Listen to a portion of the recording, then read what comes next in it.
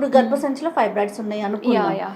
దీనికి మనకి సిమ్టమ్స్ ఏమన్నా తెలుస్తాయా? లేకపోతే వన్స్ పెళ్ళైన తర్వాత పిల్లలు కలగకపోతేనే దాన్ని రికగ్నైజ్ చేస్తామా? లేదండి. పెళ్లి బిఫోర్ దట్ అవ్వకంటే ముందు కూడా కొన్ని సిమ్టమ్స్ ఉండొచ్చు.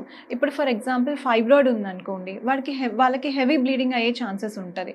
అంటే ఇప్పుడు మంత్లీ 30 డేస్ పీరియడ్స్ వచ్చినప్పుడు జనరల్‌గా 2-3 డేస్‌లో బ్లీడింగ్ తగ్గిపోతుంది అందరికి. అవును. సో 5th డే కల్లా క్యాజువల్‌గా డిక్రీజ్ అయిపోతుంది. కానీ ఫైబ్రాయిడ్ యూట్రస్ ఉన్న వాళ్ళకి మట్టుకి it continues 5 days, 6 days, 7 days అది హెవీ బ్లీడింగ్ అయ్యే ఛాన్సెస్ ఉంటాయి. ఒక చిన్న అల్ట్రాసౌండ్‌తో డిటర్మైన్ చేయగలుగుతాం. ఓకే. సో అవి నెగ్లెక్ట్ చేయకుండా ఉంటే బెటర్. సో ఇంకా కాజ్ యూట్రస్ కాకుండా ట్యూబ్స్ ఉంటాయండి. సో ఫలోపియన్ ట్యూబ్స్ అంటారు. సో ఆ ట్యూబ్స్ అప్పుడప్పుడు కొందరికి నారో అయ్యి లేకపోతే బ్లాక్ అయ్యే ఛాన్సెస్ ఉంటాయి కొన్ని ఇన్ఫెక్షన్స్ వల్ల. పిఐడి అంటే పెల్విక్ ఇన్ఫ్లమేటరీ డిసీజ్ అంటారు దాన్ని. సో చిన్న ఆ పేషెంట్ అనేది లేకపోతే ఆ విమెన్ అనేది కొంచెం ఇమ్యూన్ సెన్సిటివ్ ఉంటే, లైక్ ఇమ్యూనిటీ సరిగా లేకపోతే సో ఇన్ఫెక్షన్స్ వచ్చే ఛాన్స్ ఉంటుంది.